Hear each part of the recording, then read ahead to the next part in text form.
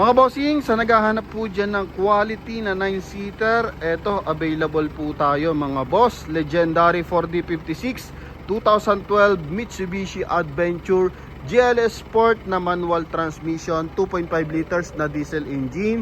Isa sa pinakamatibay na makina at saka pinakamatigas na kaha mga boss, Mitsubishi Adventure. Tsaka swerte na makakabili nito mga bossing, kasi wala nang isipan pagdating sa engine. Kasi nagpalit na tayo dito ng oil seal, nagpalit na tayo ng timing belt, then tensioner, tapos fan belt mga bossing, then branded pa nilagay natin mga belt mga boss. Papakita natin mamaya after na review natin, ikutan lang natin ng bahagya mga boss. So GLS Sport to mga boss, 90% red life, R40 na polish gray, tapos naka two-tone yan mga boss. Kulay black sa taas, kulay gray sa paikot mga bossing, no? Yan, so ganyan kasi pag GLS mga bossing. Then naglagay ng vulvar sa harap at likod. Ito mga boss, naglagay din sila ng garnish sa kanyang taillight, door handle, tsaka sa kanyang headlight. Then ito mga boss, sa kanyang side mirror, para mas presentable mga bossing, no? So coding is ending 8 mga boss. Nakarehistro rin to mga boss ha. Yan, so sa mga interesado, eto na, naka-smoke lens yung kanyang headlight mga boss, wala mga basag yan. Then yan, gumagana naman yung ating fog light mga boss. Kaya as in goods pa tong ating unit na to mga bossing. Napakakintab pa. Kung ano yung kintab sa video, talaga makintab po talaga siya sa personal mga boss. Naglagay na rin na rin visor. So sa taas naman, automatically may roof rail naman ng Adventure. Lalagyan mo lang siya ng roof rack mga boss. Tapos dito, meron siyang chrome accent sa kanyang alulod mga bossing. Yan, dyan dumadaan yung tubig mga boss, para hindi masyado nababasa yung ating window and hindi nakaka-apekto sa driver. And same time, may rin visor pa. Yan, so yun yung mga disenyo dati mga boss. Yan, chrome line. Tapos pagdating sa window mga bossing, tingnan mo naman ang window natin, sobra ka-active oh. Harap likod yan mga boss. Okay, yan, pagdating sa mga upuan, quality pa mga boss.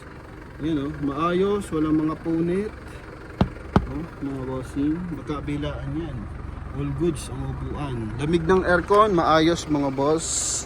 Okay, mileage nito hindi pa naman siya ganun kataas, 98,000 lang. So tama lang dun sa ano mga bossing. Yun nga lang, may leak kasi ng bahagya, pinadouble check na natin sa mekaniko, para at least pag binili ng viewers natin, maalis yung leak. Pag check, kailangan ng palitan yung ating timing belt na dalawa. So bali 6 na belt ang pinalitan dito mga boss, brand new lahat. So ang gastos is mga nasa 7,000 mga boss. Kaya quality na to, swerte makakabili na ito mga boss. Oh yan, so gumagana yung kanyang side mirror sa kabila. Ito mga bossing, yan, gumagana rin siya mga boss. Open natin. Ito mga boss. Yan. Then pagdating sa ating dashboard, ito mga boss, buo yung dashboard natin. Ito mga boss is emission. So ano to mga bossing, pina-emission kasi nga pinarehistro to. Then kasama pa sa transfer. Presyo pala nila dito mga bossing, 345. So may tinawad pa rin kahit konti dito mga boss. So binigay ito sa atin ng 325 kasama yung transfer mga bossing. Tsaka yun nga, na-update naman na namin yung registro. So all goods na yan mga boss. Dito sa kanyang steering wheel, naglagay ng steering wheel cover, pero maayos pa yung kanyang leather mga boss ha. Yan, so maayos to. Okay, busina. Okay, goods ang busina mga boss. Yung panel natin, so wala nakailaw dyan, maayos to lahat mga boss. One click lang to talaga pag start niya mga boss.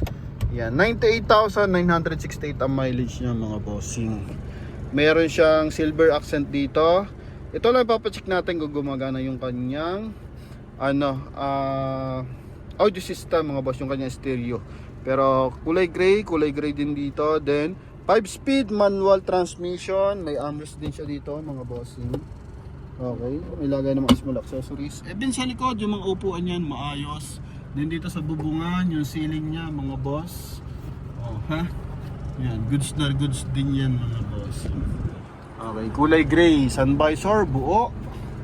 Yan, mga buo yan mga boss. Okay, sa windshield natin, sa mga bubog, buo lahat, walang mga basag mga boss. Okay, so check lang natin mga boss is yung kanyang likuran. Sa kanyang door panel mga boss, may speaker na maliit, chrome pa yung kanyang door opener. Tapos ito yung para sa window natin. Okay. Second row, may armrest yan mga bossing. Then sa quality ng upuan, goods na goods pa mga boss. Yan, ha. Then ceiling, wala ring lundo dito sa likod. May isang aircon. Yan, may mga bulsa pa. Okay, meron pa siyang rubber matting. Tapos meron pa siyang, ito galing pa to sa kasa ng Mitsubishi mga boss. Oh. Yung kanyang floor matting na yan. Okay. So ito lang, pugot. So hindi naman siya kumbaga major issue, napaka minor lang yan. Sa gulong, 90% red light mga boss. Okay. Yan, sa tail light, walang basag yan mga boss. Yan. Buo yan mga bossing, may bull bar. Dito kulay gray yung accent. Ito, yung likuran. So GLS, maayos pa yung kanyang mga hydraulic assist. Yan mga bossing. Magkabilaan. Sa tumatawag, balikan ko po kayo maya maya mga boss ha. Then sa upuan sa likod, maayos na maayos din mga bossing. Yan, quality pa tong unit na to mga boss. Tsaka 100% hindi po ito binaha mga boss. Ano? Yan. So sa mga nagkaka-interest, 325 makukuha nyo to mga bossing. Yan dito, wala namang basag yung ano dito mga boss. May malit lang na punit sa leather pero buo mga boss, no? Yung lata niya. Okay. Then dito mga bossing, sa kanyang second row, ito, early warning device nasa likuran. So, ayos mga bossing, wala siyang mga punit-punit sa upuan. Pati dito sa sidings, maayos. Corduroy pa. Okay? Then dito, ito mga boss. Yan. Maayos din ang upuan mga bossing. Ito lang, siguro sa pag-angat, nagkamali ng hawak, yung pahabalan dito sa sidings. So, yun lang ang pinaka issue niyan mga boss. Pero as in, presentable, in and out yung ating unit. Syempre, puntahan natin yung kanya engine bay. May signal light pa dito mga boss ha. Meron din sa fender. Yan. Then, buksan natin yung kanyang hood. Sa kabila, may ilaw pa rin mga boss. Ito tayo. Then, after nating mapakita mga boss, patayin natin. Tapos pakita ko yung mga belt sa inyo. Kagabi lang to tinapos. Motolite Gold yung ating baterya mga bossing. Wala tong mga leak na ngayon mga boss kasi nga pinapalitan natin ng oil seal. So totally wala naman siya talagang malakas na leak. Meron lang siya mga buo-buong langis sa likod ng belt na yan kaya pinacheck na namin. Siyempre para hindi naabutin sa makakabili. So ito goods na goods to mga bossing. Wala naman siyang bangga mga boss. Yan. Tukuran ko lang mga boss ha. Wait lang. Tukod ko lang to. Then ano to mga boss. Off natin yung kanyang engine. Okay, pakita ko yung mga belt na pinaltan. Branded yan mga boss. Off natin aircon. Patayin natin ang engine. Yun.